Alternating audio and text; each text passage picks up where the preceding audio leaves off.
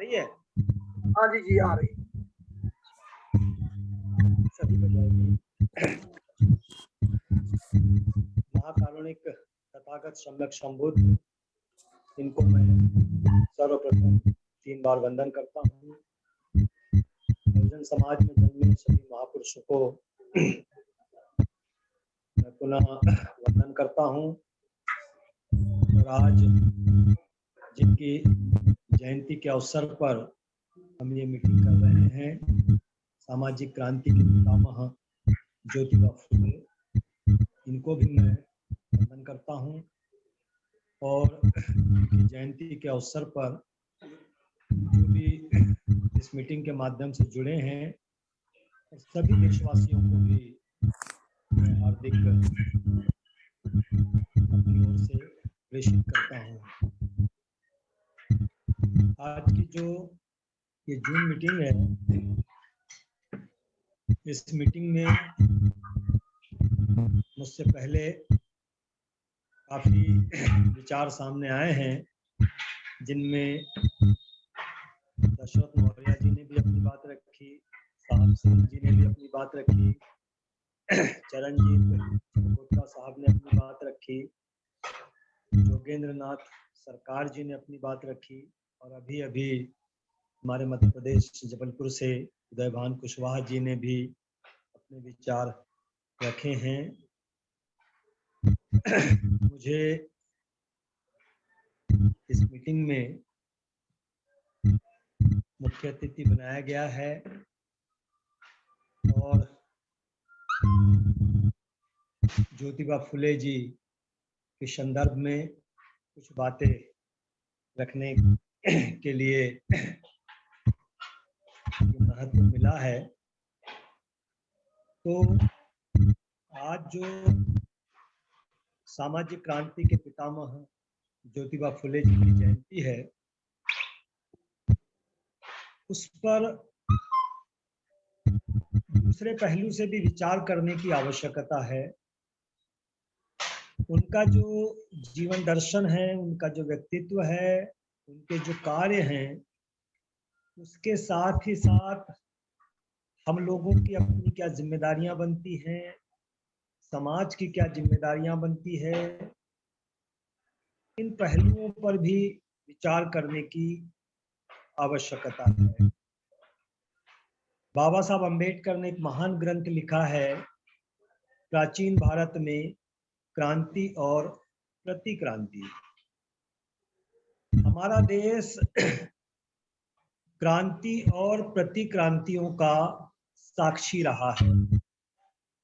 ये देश ब्राह्मणवादी देश रहा है या मनुवादी देश रहा है, ऐसा देश जहां पर एक बहुसंख्यक आबादी को गुलाम बनाकर रखा गया, उनका शोषण किया गया। जो आधी आबादी महिलाओं की मानी जाती है, उनको भी गुलाम बनाकर रखा गया। तो ऐसी परिस्थितियों के खिलाफ या सामाजिक जो स्थितियां हैं उनके खिलाफ क्रांतियां हुई। उन क्रांतियों को दबाने के लिए फिर प्रतिक्रांतियां हुई। तो इस तरह से हमारा देश जो है वो क्रांति और प्रतिक्रांतियों का साक्षी रहा है। आज भी हम इसी तरह की परिस्थितियों से गुजर रहे हैं। बुद्ध ने, तथागत सम्यक संबुद्ध ने ब्राह्मणवाद के खिलाफ या जो भी असमानता है, शोषण है, गरीबी है, उसके खिलाफ 2500 साल पहले क्रांति को अंजाम दिया था, क्रांति की शुरुआत की थी। बाद में सम्राट अशोक का कार्यकाल आता है, अशोक महान का कार्यकाल आता है, जिन्हें कल्याणकारी राजा कहा गया, जिन्होंने बहुसंख्यक समाज का कल्याण किया, उनका दौर आया। संत कबीर जी का दौर आया, संत शिरोमणि रविदास जी का दौर आया, नारायण गुरु जी का दौर आया। ये सारे लोगों ने ब्राह्मणवाद के खिलाफ या जो भी शोषण है, जो भी असमानता है या जातिवाद है, ये ऐसी जो सामाजिक बुराइयां हैं, उनके खिलाफ क्रांतियां इस देश में क्रांतियां की। इसी क्रांति के वाहक ज्योतिबा फुले रहे हैं। ये जो क्रांति और प्रतिक्रांति देखते हैं, या जिसे हम ये कह सकते हैं कि पुरानी संस्कृति और नई संस्कृति, या ब्राह्मणवादी संस्कृति और मानवतावादी संस्कृति, तो ये ब्राह्मणवादी संस्कृति जो है उसके खिलाफ, चाहे हम तथागत लेते हैं या सम्राट अशोक को लेते हैं या ज्योतिबा फुले को मानते हैं, तो जो भी हमारे संत गुरु हुए हैं, महापुरुष हुए हैं, उन्होंने उस प्राचीन संस्कृति को, जिसे वो सनातन संस्कृति भी कहते हैं या आज की भाषा में हम ब्राह्मणवादी संस्कृति कह सकते हैं, उस संस्कृति के खिलाफ नई संस्कृति की आधारशिला रखी है। और ये निरंतर क्रम चलता जा रहा है, जिसकी जिम्मेदारी आज सबके ऊपर आती है कि हम अपनी उस क्रांति को ज्योतिबा फुले के बाद में जिसे बाबा साहब अम्बेडकर ने आगे बढ़ाया, बाबा साहब अम्बेडकर के बाद में मान्यवर साहब कांसीराम जी ने आगे बढ़ाया, उस क्रांति के लिए हमारा अपना क्या योगदान है, हमें उसे किस रूप में लेना चाहिए, जो लोग अग्रणी भूमिका में हैं उनके क्या दायित्व बनते हैं, ये सारी चीजों को सोचने समझने की आज आवश्यकता है।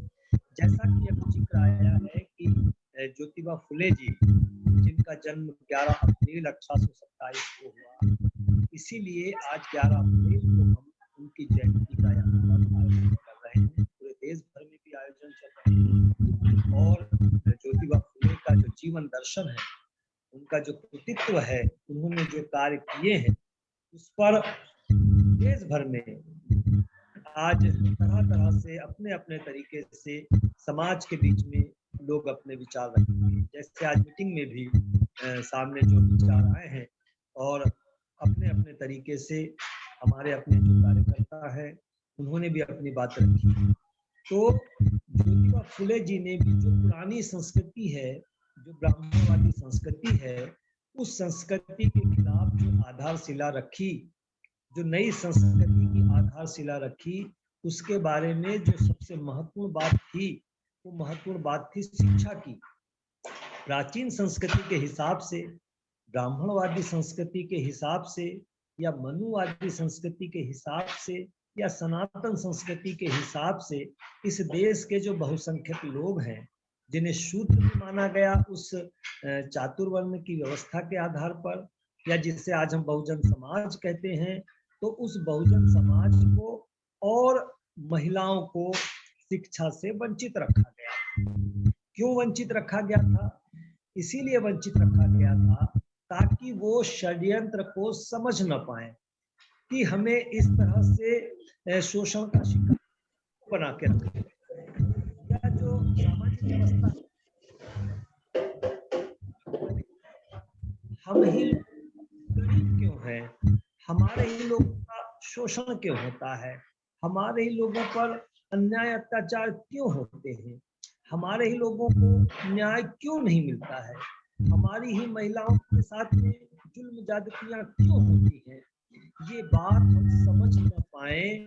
इसके लिए प्राचीन संस्कृति के आधार पर इस देश का जो बहुसंख्यक समाज है, जो बहुजन समाज है, या जिसे पुरानी भाषा के हिसाब से, प्राचीन संस्कृति के हिसाब से शूद्र कहा जाता है, तो उन्हें अशिक्षित रखा गया, उन्हें शिक्षा से वंचित रखा गया, उन पर शिक्षा की पाबंदी रखी गई, ताकि वो जान ही न पाए कि हमारी इस दुर्दशा का वास्तव में कारण क्या है। वे शातिर कौन लोग हैं, वे कौन शातिर लोग हैं जिन्होंने जानबूझकर ऐसी सामाजिक व्यवस्था बनाकर हमको गरीबी के अंधकार में ढकेला गया है, या शोषण के जाल में ढकेला गया है, या हमारी इस तरह से जुल्म जाति का हमको शिकार होना पड़ता है। इस बात की जानकारी ही ना हो पाए, इसके लिए ये एक तरह से ब्राह्मणवादी संस्कृति का बहुत बड़ा षड्यंत्र था, ताकि ये समाज अशिक्षित रहेगा, अज्ञानी रहेगा, इसे किसी प्रकार का ज्ञान ही नहीं रहेगा, तो ये जान ही नहीं पाएगा कि हमारा शोषण किस वजह से हो रहा है, हम पर जुल्म ज्यादती किस वजह से हो रही है, ये वो जान ही नहीं पाए। इतना ही नहीं, ये जो बहुसंख्यक समाज है या जो समाज की महिलाएं हैं, जिन्हें अज्ञानी तो रखा ही गया है, लेकिन उनको और भटकाने के लिए, उन्हें और दिशा के लिए, उन्हें और समझ ना पाए, इसीलिए उन्हें दूसरे रास्ते पर ले जाने के लिए उन्हें अंधविश्वास के षड्यंत्र में अंधविश्वास के जाल में फंसा गया। अंधविश्वास पाखंड है, भाग्य भगवान है, ये ऐसी चीजें जो है समझाया गया ताकि वे आत्म के जाल में फंसे रहें, पूजा पाठ के जाल में फंसे रहें, भाग्य और भगवान के जाल में फंसे रहें।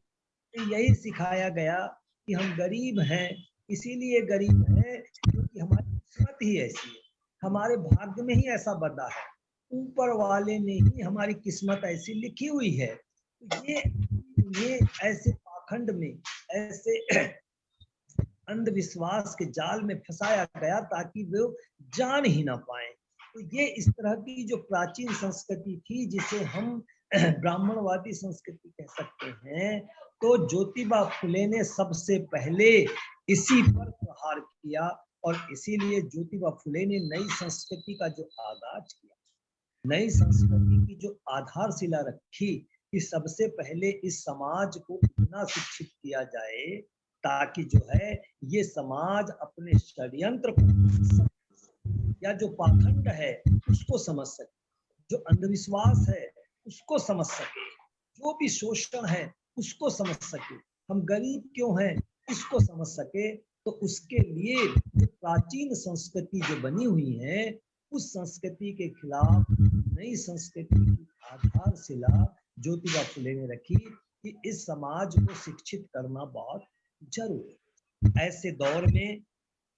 ऐसे दौर में जहां पर इस तरह का कार्य करना इतना आसान कार्य नहीं था, ज्योतिबा फुले ने जब इस तरह की, तो जैसा कि हम सब जानते हैं, उनके पिता गोविंदराव फुले ने उन्हें घर से निकाल दिया था और घर से निकालने के बाद में जैसे अभी चर्चाओं में आया भी कि उनके मित्र उस्मान शेख ने और उनकी बहन जो है फातिमा शेख उन्हें आश्रय दिया और बाद में ज्योतिबा फुले ने उस शहर में इस तरह की शुरुआत की, जो शहर जिसे हम पूना शहर कहते हैं या पेशवाई शहर कहते हैं, तो उस पेशवाई शहर में जो पूरे देश का ब्राह्मणवाद का एक तरह से नेतृत्व कर रहा था, ऐसे शहर से उन्होंने शिक्षा की ज्योति जलाई, शिक्षा की क्रांति उन्होंने प्रारंभ की और ऐसी जगह से उन्होंने पाठशाला प्रारंभ की, जो हम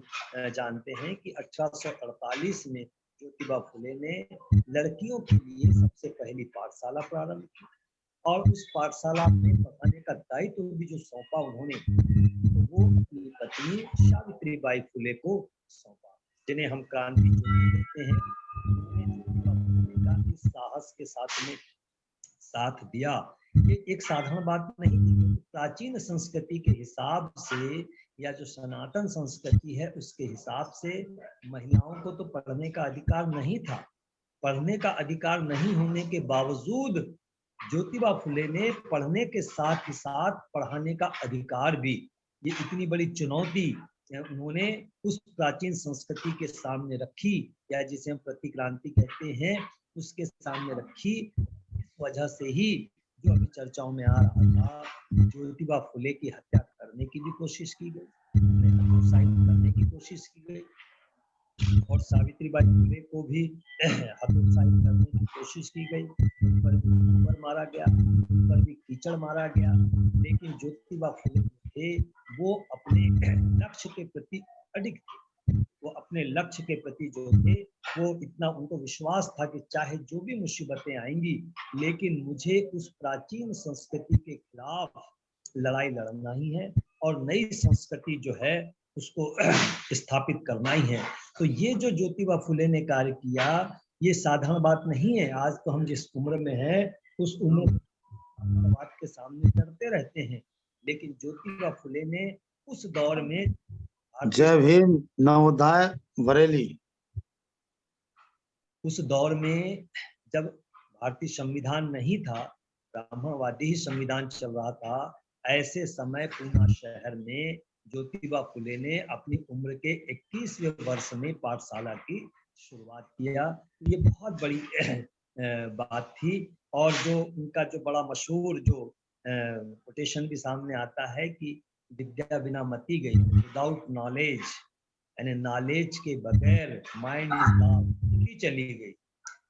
मति के बिना गति चली गई, मोबिलिटी चली गई, गति के बिना मोरलिटी चली गई, नैतिकता चली गई, नैतिकता के बिना संपत्ति चली गई, वेल्थ चला गया। और संपत्ति के चले जाने से शूद्र जो है वो हताश हो गए या पिछड़ गए। और ये सारी चीजें जो हैं ये अविद्या के कारण हुआ, अशिक्षा के कारण हुआ। ये इतनी बड़ी बात जो है ज्योतिबा फुले ने दुनिया के सामने या हमारे सामने रखी कि हमारा जो उद्धार होगा, जो हम शोषण के शिकार होते हैं या जो भी हम पर अन्याय अत्याचार होते हैं, उसकी वजह अज्ञानता है। इस अज्ञानता को दूर करना बहुत जरूरी है। बाद के दिनों में बाबा साहब अम्बेडकर ने भी यही हमको संदेश दिया कि हम कितने ज्यादा शिक्षित हो सकते हैं। जितने ज्यादा हम शिक्षित होंगे, जितने ज्यादा हम शिक्षित होंगे, उतना को, अंधविश्वास को, शोषण को, अत्याचार को या ब्राह्मणवाद को समझ सकते। इसी तरह की प्राचीन संस्कृति की एक और बुराई थी, जिसे हम कहते हैं कि विधवा जो होती थी वो विधवा विवाह नहीं कर सकती, उन्हें पुनर्विवाह करने का जो है अधिकार नहीं था। लेकिन ज्योतिबा फुले ने इस प्राचीन संस्कृति से उस दौर में लड़ने की हिम्मत दिखाई, जिस दौर में इस तरह का संविधान नहीं था, जहां आपको हर प्रकार की आजादी है, इस तरह की आजादी नहीं थी। ऐसे दौर में ज्योतिबा फुले ने उस जमाने में विधवाओं के पुनर्विवाह का आंदोलन चलाया और उन विधवाओं के पास में संरक्षण भी दिया। यहाँ तक कि कुछ जो नाजायज बच्चे हो जाते हैं उनके लिए अनाथालय तक खोला। उन्हीं में से एक ब्राह्मण विधवा जो थी, उसका जो बेटा हुआ था उसे गोद लिया, जिसका नाम बाद में उन्होंने यशवंत राव रखा, जो बाद में यशवंत राव फुले कहलाए। तो इस तरह से ज्योतिबा फुले का जो दर्शन है, ज्योतिबा फुले की जो लड़ाई है, ज्योतिबा फुले की जो क्रांति है, वो वास्तव में जो पुरानी संस्कृति थी या जिसे हम ब्राह्मणवाद कहते हैं, कि ब्राह्मणवाद में जो भी बुराइयां हैं, जो भी कमजोरियां हैं, उसके खिलाफ ज्योतिबा फुले का ये आंदोलन था। और इसीलिए उस गुलामी से मुक्ति के लिए जिस तरह से भी प्रयास किए जा सकते हैं, ज्योतिबा फुले ने वो सारे प्रयास अकेले होकर, या पत्नी का भले ही साथ मिला, लेकिन अकेले होकर भी जितना संभव हो सकता था उतना ज्योतिबा फुले ने प्रयास किया। और केवल आंदोलन चलाने से ही नहीं, बल्कि हम रहें न रहें, हमारी किताबें भी बाद के लोगों का मार्गदर्शन करती रहेगी। इस आधार पर उन्होंने जो बड़ा उनका मशहूर जो ग्रंथ है गुलामगिरी, ये गुलामगिरी भी उन्होंने समाज के सामने प्रस्तुत किया। और इस गुलामगिरी का जो उद्देश्य, जो उन्हें प्रेरणा मिली, वो वास्तव में अमेरिका में जो काले जो लोग थे, निग्रो लोग थे, वो अपनी मुक्ति का आंदोलन चला रहे थे, तो उनको समर्पित करते हुए कि वो अपनी गुलामी से मुक्ति चाहते हैं, तो हमारे देश में भी हम बहुसंख्यक भी गुलामी से मुक्ति चाहते हैं। और इसीलिए उन्होंने अपनी इस गुलामी से मुक्ति के लिए उन्होंने गुलामगिरी जो है, जो ब्राह्मणवाद के खिलाफ ब्राह्मणवादियों को हमारी उन्होंने गुलामगिरी लिखी। और ये गुलामगिरी जो है उन काले लोगों को, जिन्होंने बुरे लोगों से मुक्ति का आंदोलन चलाया, उनको समर्पित किया। तो ये इस ज्योतिबा फुले का जो दर्शन देखते हैं, ज्योतिबा फुले की क्रांति हम देखते हैं, वास्तव में बहुजन समाज की गुलामी से मुक्ति का आंदोलन है, ब्राह्मणवादी संस्कृति से मुक्ति का आंदोलन है, या जो अंधविश्वास है, पाखंड है, जो भी हमको जाल में फंसाया गया है उससे मुक्ति का आंदोलन है। तो ये ज्योतिबा और ज्योतिबा फुले ने इस तरह के कार्य किए, एक असाधारण कार्य हम कह सकते हैं कि जिनके पास में कोई ताकत नहीं और ब्राह्मणवादी देश में पेशवाई शहर में उन्होंने इस तरह की शुरुआत की। तो ये ज्योतिबा फुले का इस तरह का कार्य है। इतना ही नहीं, ज्योतिबा फुले ने 1873 में जो थॉमस पेन की किताब थी ह्यूमन राइट्स, उसको पढ़कर उन्होंने सत्यशोधक समाज की स्थापना की। सत्यशोधक समाज की स्थापना का उद्देश्य भी क्या था? तो सत्यशोधक समाज के माध्यम से वो बहुत सी बातों को समाज के बीच में प्रचारित करना चाहते थे। क्या प्रचारित करना चाहते थे? कि सरकार जो है, अंग्रेज सरकार जो है, वो शिक्षा के सभी के लिए प्रावधान करे, शिक्षा सभी को मिलना चाहिए।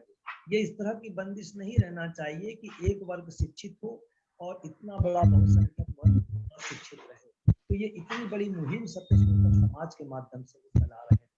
इतना ही नहीं, वो जन जागृति अभियान चला रहे थे सत्यशोधक समाज के माध्यम से कि कोई भक्त भी है ईश्वर का, तो ईश्वर का भक्त होना एक अपनी जगह है, लेकिन ईश्वर के भक्त होने के बीच में किसी तीसरे व्यक्ति की दखलंदाजी नहीं होना चाहिए या किसी एजेंट की दखलंदाजी नहीं होना चाहिए। तो ये इस तरह का एक बहुत बड़ा प्रहार पुरोहित वर्ग पे उन्होंने किया था कि हमारे किसी भी प्रकार के कार्यक्रम हो, चाहे घर में शादी हो या जन्मदिन हो या किसी चीजें हो, हम जो आयोजन करते हैं, तो किसी भी प्रकार के आयोजन में पुरोहित वर्ग की दखलंदाजी नहीं होना चाहिए, क्योंकि हजारों वर्षों से बच्चा पैदा होता है तो पुरोहित को हम बुलाते हैं, बच्चे का नामकरण होता है तो हम पुरोहित को बुलाते हैं, बच्चे का मुंडन होता है तो हम पुरोहित को बुलाते हैं, गृह प्रवेश होता है तो हम पुरोहित को बुलाते हैं, शादी होती है तो पुरोहित को बुलाते हैं,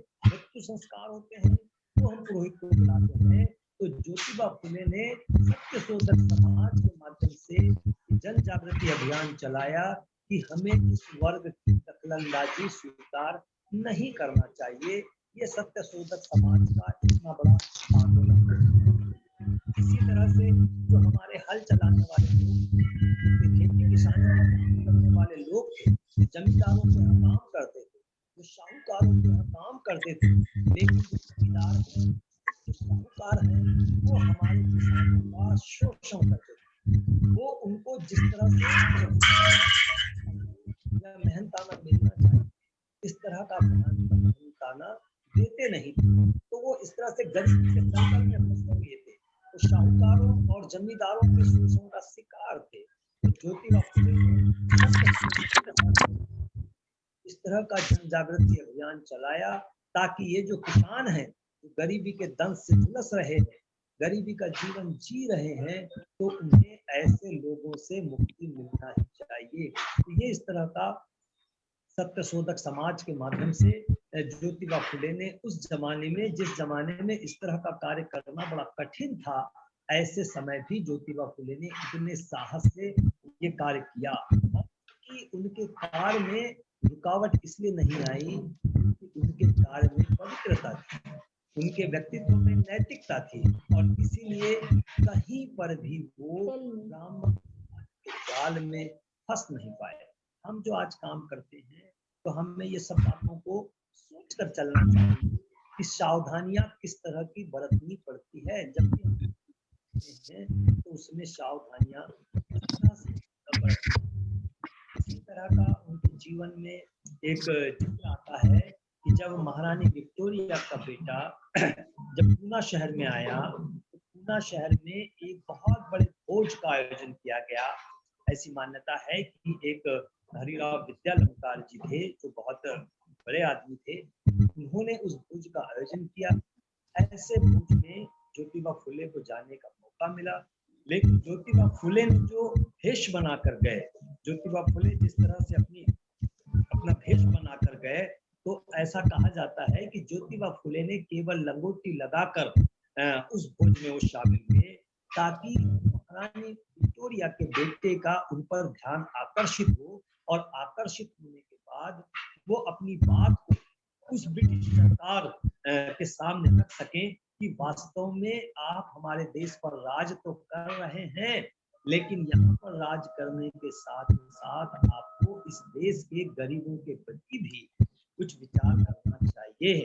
तो इसीलिए ज्योतिबा फुले ने इस तरह की भिखारी की तरह, एक बहुत ही गरीब व्यक्ति की तरह लंगोटी लगाकर वो उस भोज में गए और वहां पर जाकर उन्होंने महारानी विक्टोरिया के बेटे को इस देश के गरीबों का हाल सुनाया या गरीबों की परिस्थितियों का उन्होंने जिक्र किया, ताकि जो ब्रिटिश सरकार है वो केवल जो बड़े लोग हैं या जो इस देश के ब्राह्मणवादी लोग हैं या इस देश के जो उच्च जाति के लोग हैं उनके ही बीच में रहकर वो वास्तविक परिस्थितियों को शायद नहीं जान पाएंगे।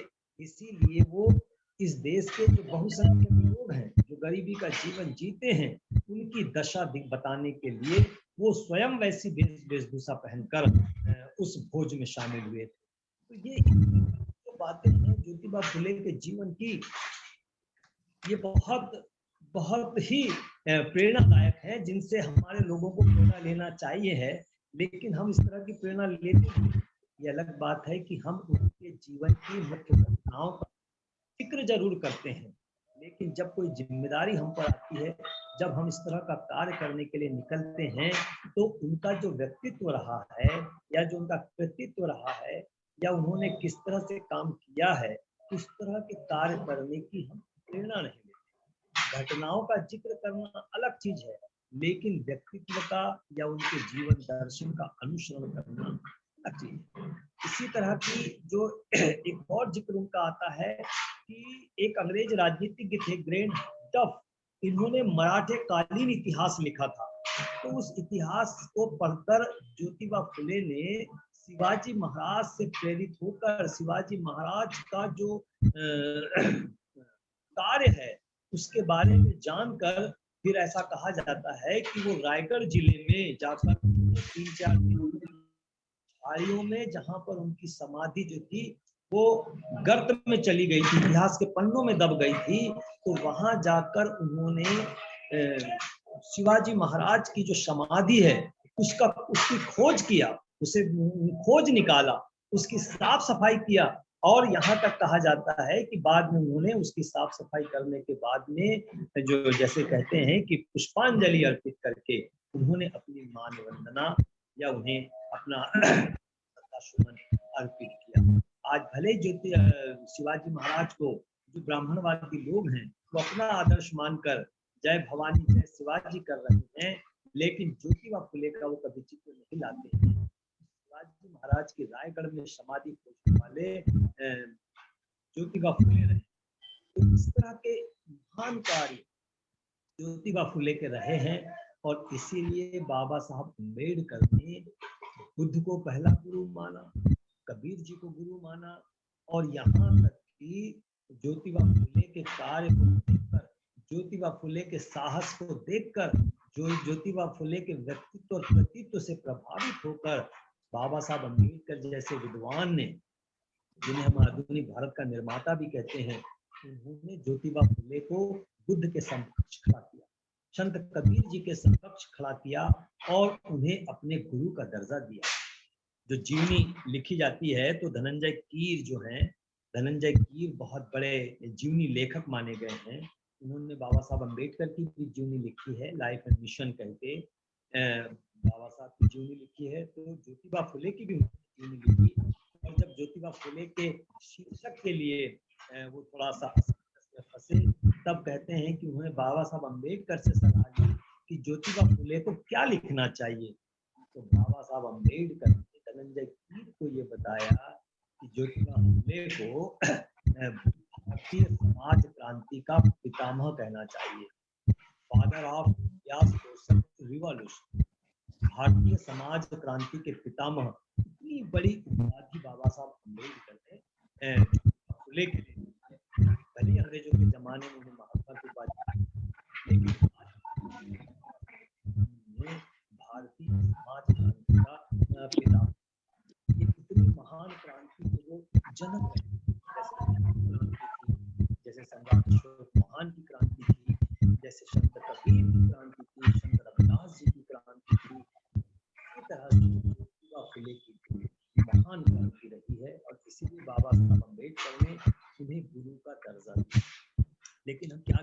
साथियों, बुद्ध की इतनी महान क्रांति हुई, बाद के दिनों में वो भी इतिहास के पन्नों में दब गई, वो भी विलुप्त हो गई। सम्राट अशोक महान, जिन्होंने इस देश में क्या परिवर्तन नहीं लाया, लेकिन सम्राट अशोक का या मौर्य वंश का साम्राज्य भी खत्म हो गया। संत कबीर इतने महान क्रांतिकारी हुए, लेकिन बाद के दिनों में संत कबीर का भी जो क्रांति है दबा दी गई। संत रविदास जी की क्रांति हम देखते हैं, महान क्रांति रही है, लेकिन वो भी इस देश में विलुप्त सी हो गई या दबा दी गई। ज्योतिबा फुले की क्रांति को हम देखते हैं, ज्योतिबा फुले की भी क्रांति जो है वो दबा दी गई। बाद के दिनों में हम बाबा साहब अम्बेडकर इतने महान क्रांति भी जो थी वो दबा सी गई। लेकिन बाबा साहब की क्रांति को, अशोक महान की क्रांति को, संत कबीर की क्रांति को, संत रविदास जी की क्रांति को, तथागत गौतम बुद्ध जी की क्रांति को आज के दौर में बहुजन महानायक मान्यवर साहब कांसीराम जी ने फिर से पुनर्जीवित किया, फिर से ऊंचाई पर ले गए थे। लेकिन आज हम क्या देखते हैं कि मान्यवर साहब कांसीराम जी की क्रांति आज हमें लगता है कि धीरे धीरे कमजोर होती जा रही है। तो ये जो ब्राह्मणवादी देश है, इस देश में हमें इस बात पर भी चिंतन करने की आवश्यकता है। जो हम अग्रणी भूमिका में काम करते हैं, चाहे हम राष्ट्रीय बौद्ध महासभा में काम कर रहे हैं या आज एक दूसरा उसका जो आउटसुक विंग बन गया है जिसे हम धम्म सेवक संघ कहते हैं, उसमें यदि हम काम कर रहे हैं, तो ये सारी बातों पर चिंतन करना भी बहुत जरूरी है। भावनात्मक रूप से कि हम बुद्ध को मान रहे हैं, भावनात्मक रूप से केवल हम संत कबीर जी को मान रहे हैं, भावनात्मक रूप से हम संत मान रहे हैं, या भावनात्मक रूप से हम ज्योतिबा फुले को मान रहे हैं, ये इससे काम चलने वाला नहीं है। ब्राह्मणवाद इस देश में बड़ा चालाक है, उसके षड्यंत्र से हम वाकिफ नहीं है। वो बहुत चालाकी से कोई देता है, इतना कमजोर कर देता है। आप देखते हैं कि आज बुद्ध को जो लोग मानते हैं, तो इस देश में बुद्ध किसके लिए साबित हो गए या किसके मसीहा साबित हो गए? तो इस देश का जो दलित है, जो शेड्यूल कास्ट है, जो बाबा साहब अम्बेडकर का अनुयायी है, केवल ऐसा हो गया है कि गौतम बुद्ध केवल इन लोगों के लिए, जबकि गौतम बुद्ध तो मानवतावाद के प्रहरी थे, मानवतावाद के लिए उन्होंने संघर्ष किया था, उन्होंने तो मानवतावाद स्थापित किया था और दुनिया के कोने कोने तक पहुंचे। लेकिन हमारे देश में तथागत गौतम बुद्ध की जो पहचान है वो एक सीमित दायरे, हम अभी भी उस घेरे को तोड़ नहीं पाए हैं। हम जरूर कहते हैं कि बुद्ध धम्म की क्या पहचान, मानव मानव एक समान, लेकिन वो हमारी जो पहचान है दलितों के लिए, कि बुद्ध को कौन लोग मानते हैं, तो केवल दलित लोग मानते हैं। तो वो जो घेरा डाल दिया गया है हमारे चारों तरफ, हम उस घेरे को तोड़ने में अभी संत कबीर जी की क्रांति को हम देखते हैं, बाबा साहब अम्बेडकर जैसे बोधिसत्व ने उन्हें गुरु का दर्जा दिया, लेकिन एक छोटे से दायरे में संत कबीर जी का कार्य है। उस घेरे को हम तोड़ नहीं पा रहे। कुछ अनुयायी हैं भी संत कबीर जी के, लेकिन उस घेरे को वो तोड़ नहीं पा रहे। संत रविदास जी को मानने वाले लोग हैं, लेकिन एक छोटे सीमित दायरे, उसका दायरा ठीक है, मानना भी है, कुछ लोग मान रहे हैं। तो इसी तरह से ज्योतिबा फुले को भी जब हम देखते हैं, तो ज्योतिबा फुले को भी मानने वाले एक सीमित दायरे में, आज बाबा साहब अम्बेडकर को भी हम देखते हैं, तो बाबा साहब अम्बेडकर को भी मानने वाले एक सीमित दायरे में एक घेरा डाल दिया गया है कि ये इन लोगों का ही है, ये इन लोगों, पूरे मानवता के कल्याण के लिए बाबा साहब अम्बेडकर ने कार्य किया, पूरे मानवता के लिए ज्योतिबा फुले ने कार्य किया, महिलाओं की तरक्की के लिए ज्योतिबा फुले ने कार्य किया। लेकिन इस देश की महिलाएं नहीं जान पाती है कि आज वो शिक्षित हैं या घर की चारदीवारी से बाहर निकली हैं, तो उसके पीछे क्या प्राचीन संस्कृति जिम्मेदार है या ज्योतिबा फुले का कार्य जिम्मेदार है या बाबा साहब अम्बेडकर का कार्य जिम्मेदार है, ये वो नहीं जानते। अब उस घेरे को तोड़ नहीं पा रहे हैं। जैसे चीन की दीवार है, तो ऐसी एक दीवार ब्राह्मणवाद के माध्यम से हमारे चारों तरफ खड़ी कर दी जाती है और हम उस दीवार को तोड़ने में नाकामयाब होते हैं। काफी हद तक मान्यवर साहब कांसीराम जी ने उस दीवार को तोड़ने का कार्य किया था और बड़े पैमाने पर बुद्ध का दर्शन, कबीर का दर्शन, संत रविदास जी का दर्शन, ज्योतिबा का दर्शन, या जो भी हमारे संत गुरु हुए हैं, महापुरुष हुए हैं, उनका दर्शन, उनका व्यक्तित्व, उनका कृतित्व इस घेरे को तोड़कर बाहर निकला था। लेकिन अभी हम फिर देख रहे हैं कि धीरे धीरे धीरे धीरे धीरे धीरे अब वो फिर से कमजोर होता जा रहा है। तो राष्ट्रीय बौद्ध महासभा के माध्यम से या हमारे धम्म सेवक संघ के माध्यम से इन बातों पर विचार करने की आवश्यकता है कि ये जो हमारी क्रांतियां हैं, ये महान क्रांति जरूर रही है, मानवता को स्थापित करने की क्रांतियां जरूर रही हैं, महिलाओं के मुक्ति की क्रांतियां जरूर रही है, लेकिन ब्राह्मणवाद बहुत चालाक है। ब्राह्मणवाद का षड्यंत्र इतना आसान नहीं है। कब वो घेराबंदी करता है, कब वो एक चीन की दीवार की तरह दीवार हमारे सामने खड़ी कर देता है, इसका हमें आभास ही नहीं हो पाता है। और जब हम काम करते हैं तो इसीलिए हम धीरे धीरे धीरे धीरे हताश हो जाते हैं। तो इन सारी बातों पर भी चिंतन करना बहुत जरूरी है कि हमारे संगठनों का पतन क्यों होता है, हमारे संगठन क्यों हो जाते हैं। जैसे मिलिंद प्रश्न में जिक्र आता है कि मिलिंद ने भिक्खु नागसेन से सवाल किया था कि धम्म का पतन कैसे होता है। तब उन्होंने कहा था कि उसके लिए अच्छे प्रचारक होना बहुत जरूरी है। जिस धर्म के प्रचारक अच्छे विद्वान नहीं होते हैं तो वो धर्म भी गर्त में चला जाता है, उसका पतन हो जाता है। तो ये इस तरह की बातों पर विचार करना बहुत जरूरी है। हम लोग स्वार्थी लोग हैं, अपने स्वार्थ को सबसे ज्यादा महत्व देते हैं, हमारा स्वार्थ आगे रहता है और फिर मिशन मूवमेंट जो है वो पीछे पीछे चलता है। और इसीलिए धीरे धीरे करके हमारा स्वार्थ जो है उस मिशन मूवमेंट पर हावी होता चला जाता है और फिर इस संगठन जो है वो गर्त में चले जाते हैं, पतन में चले जाते हैं। इसीलिए जैसे बाबा साहब अम्बेडकर चाहते थे, या ज्योतिबा जैसा चाहते थे, या संत कबीर जैसा चाहते थे, या संत रविदास जी जैसा चाहते थे, या तथागत बुद्ध जैसा चाहते थे कि समाज की दिशा देने वाले, जैसे बाबा साहब की भाषा में कहें तो समाज के पथ प्रदर्शक ऐसे चाहिए जो टॉर्च बेयरर की तरह समाज को दिशा देने वाले लोग होना चाहिए। तो उसके लिए हमारी ये जिम्मेदारी बनती है कि ऐसे हम युवाओं की तलाश करें जो फुल टाइम वर्कर बनके, पूर्णकालिक कार्यकर्ता बनके, जिनका स्वार्थ सामने ना रहे, जो निस्वार्थ भाव से रात और दिन इस आंदोलन को कामयाबी की तरफ लेकर जाने के लिए अपना सब कुछ अर्पित करने के लिए तैयार है। अभी हम क्या देखते हैं, हम गृहस्थ लोग हैं, हम सारे लोग जो हैं अपना स्वार्थ भी चलते रहता है, मुझे मेरा नाम चाहिए, मुझे मेरा पैसा चाहिए, मुझे मेरा परिवार चाहिए, हम इसमें भी उलझे रहते हैं और हम आंदोलन भी चलाना चाहते हैं। तो इस आंदोलन को कामयाबी तक ले जाने के लिए निस्वार्थ वाली भावना वाले लोग भी चाहिए, युवा लोग चाहिए, जो रात और दिन ब्राह्मणवाद के मुकाबले खड़े हो सके और जिन्हें किसी भी प्रकार से जाल में फंसाया न जा सके। ऐसा नहीं होगा तो कुछ दूर तो हम चलते जरूर हैं, लेकिन धीरे धीरे करके जब सफलताएं हाथ नहीं लगती हैं तो हम मायूस हो जाते हैं, हम हतोत्साहित हो जाते हैं। और इसीलिए संगठन का पतन न हो, इसीलिए समाज का जो युवा वर्ग है, जो आज बड़ी बड़ी नौकरियों के लिए मेहनत कर रहा है, उसे इस बात की प्रेरणा देना भी बहुत जरूरी है कि हमारी नौकरियां भी तब महफूज रहेंगी, हमारी धन दौलत भी तब महफूज रहेगा जब हमारी क्रांतियां भी जो हैं वो कामयाब होगी। यदि हमारी क्रांतियां दफन हो जाएगी तो हमारी नौकरियां भी महफूज नहीं रहेंगी, भी महफूज नहीं रहेगा। तो ये युवा वर्ग में संदेश देना बहुत जरूरी है।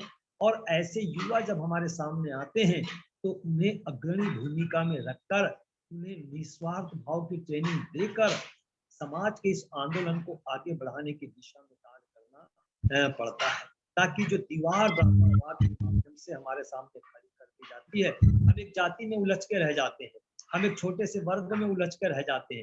बड़े बड़े महापुरुषों को जाति के नाम पे सीमित दायरे में रख दिया गया है।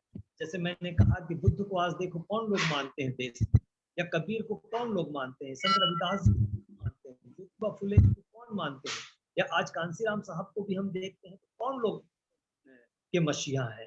तो जिन्होंने पूरे मानवता के लिए लड़ाई लड़ी, वे एक जाति तक सीमित कर दिए जाते हैं। तो इसीलिए ब्राह्मणवाद जो है ये बहुत बड़े षड्यंत्र रचता है और इस तरह के षड्यंत्र रचता है कि जिससे पार पाना इतना साधारण कार्य और हर जगह उसकी घुसपैठ रहती है, हर जगह उसका दखल अंदाजी रहती है।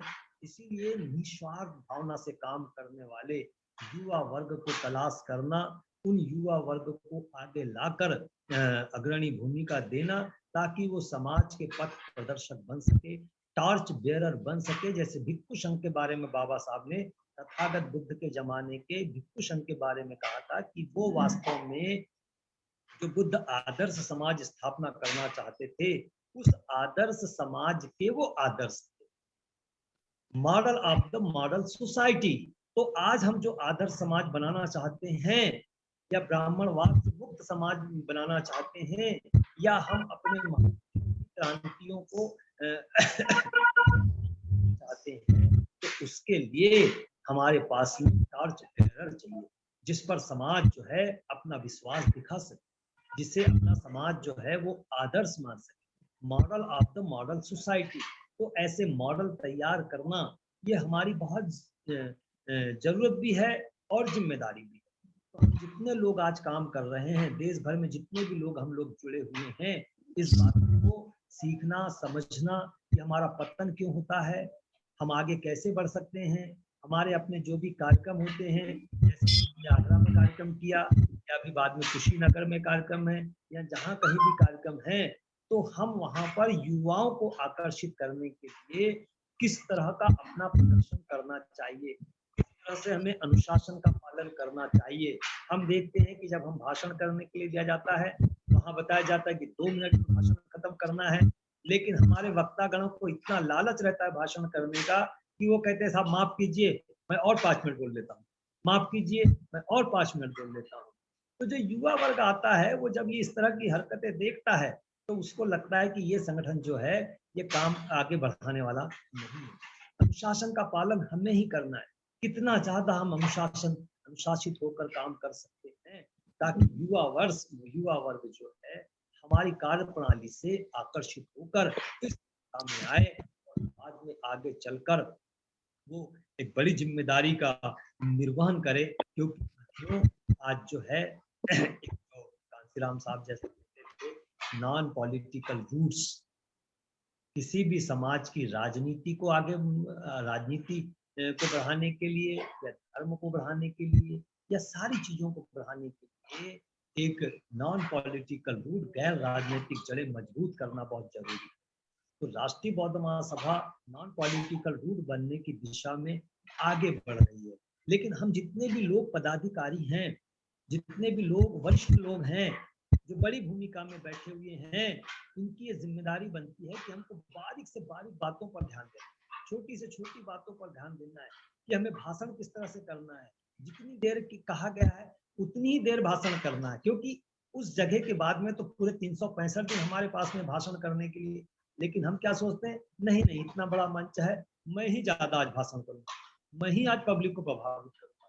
तो ये चीजें जो हैं युवाओं को आकर्षित नहीं करती। इसीलिए हम जितने वरिष्ठ लोग हैं, जितने बड़े बड़े पदों पर हैं, बड़े पदों पर भी हैं, मैं देखता हूँ इसमें 4-4 राज्यों के प्रभारी बनाए गए हैं। लेकिन ऐसा है कि एक राज्य घूमना भी कितना कठिन होता है, 4-4 राज्यों के प्रभारी बने, क्या हम अपनी जिम्मेदारियों को निभा पा रहे हैं? नहीं निभा पा रहे हैं। तो इसलिए पूरे देश का भ्रमण करने के लिए, राज्यों का भ्रमण करने के लिए, गांव स्तर तक जाने के लिए, अभी तो हम शहरी लोग हैं जो एक तरह से जैसे ज्योतिबा फुले कहते थे कि हम गुलामी को एंजॉय कर रहे हैं, तो हम ऐसे मिशन मूवमेंट को एंजॉय कर रहे हैं। देहातों तक जाना, गांव देहात तक जाना, महिलाओं तक जाना, इसके लिए तो जो अपना जीवन पूरा अर्पित करने वाले लोग हैं, ऐसे लोगों की खोज करना जो 24 घंटे इस दिशा में काम, क्योंकि ब्राह्मणवाद जो है वो शांत नहीं रहता है, उसका कार्य रात और दिन चालू है, 24 घंटे उसका कार्य चालू है, और उसके युवा वर्ग इस कार्य के लिए त्याग कर रहे हैं। तो ऐसे त्याग करने वाले लोग जो हैं वो कामयाबी के शिखर की तरफ बढ़ रहे हैं। तो उनसे मुकाबला करने के लिए हमारे पास भी, हम जितने लोग हैं, वरिष्ठ लोग हैं, ये युवाओं तक जाएं, युवाओं को इस दिशा में प्रेरित करें, और जो भी हमारे कार्यक्रम होते हैं, जो भी जहां जैसा भी होता है, उसमें ज्यादा से ज्यादा युवाओं को खोज करके लाना और वहां पर अनुशासन का इस तरह से पालन करना ताकि युवा इस कार्य को देखकर प्रभावित हो और बाद में वो ऐसी जिम्मेदारी को निभाने आगे आए। तो बड़े बड़े संगठन हमने अपने आंखों के सामने बिखरते हुए देखा है, बड़े बड़े संगठन को होते हुए देखा है। कहीं ऐसा ही हम पर भी कोई दोषारोपण ना करे, इसीलिए बहुत सावधानी के साथ की आवश्यकता है। भारती जी के नेतृत्व में आज हम जिस तरह से काम कर रहे हैं वो बहुत इस दिशा में प्रयत्न कर रहे हैं, मेहनत कर रहे हैं, लेकिन उनके साथ ही साथ हम जितने भी वरिष्ठ लोग हैं, हमारी अपनी जिम्मेदारी बनती है कि हम सारे महापुरुषों का जो जीवन दर्शन है, उनका व्यक्तित्व है, उनका कृतित्व, उसको ध्यान में रखते हुए किस तरह से हम युवाओं तक पहुंचेंगे, किस तरह से हम महिलाओं तक पहुंचेंगे, किस तरह से हम गांव देहात तक जाएंगे, पूरे देश भर में हम किस तरह से इसका झंडा खड़ा कर सकते हैं, इस दिशा में विचार करने की आवश्यकता है। केवल शहरी लोगों तक ही या कुछ लोगों तक ही रखने से काम चलने वाला। जी की जयंती के अवसर पर आपने जो मीटिंग रखी है, इस तरह की बातें करना भी बहुत जरूरी मैं समझता हूँ। बाकी तो जो जीवन के कार्य हैं या जो भी चीजें हैं तो वो आप लोगों को भी काफी हद तक पता है, लेकिन अपने संगठन की कामयाबी के लिए हमें किस तरह का कार्य करना चाहिए, हमें किस तरह के अनुशासन का पालन करना चाहिए, युवाओं तक कैसे जाना चाहिए, युवाओं को कैसे आकर्षित करना चाहिए, ये हमारी जिम्मेदारी में भी आता है। तो मैं समझता हूँ कि इस तरह की बातों पर भी हम सारे लोग विचार करते हुए चलेंगे ताकि ये संगठन इस आशा का किरण बने, देश को सही दिशा दे सके और राजनीति करने वालों को भी वो इस बात कर सके कि वे गलत दिशा की ओर नहीं जाएंगे। ऐसा करना मैं जरूर समझता हूँ। आप लोगों ने मुझे मौका दिया, उसका बहुत धन्यवाद करता हूँ। पर आप सभी को, देशवासियों को मैं बहुत देता हूँ। अपनी वाणी को यहीं विराम देता हूँ। सभी को जय हिंद।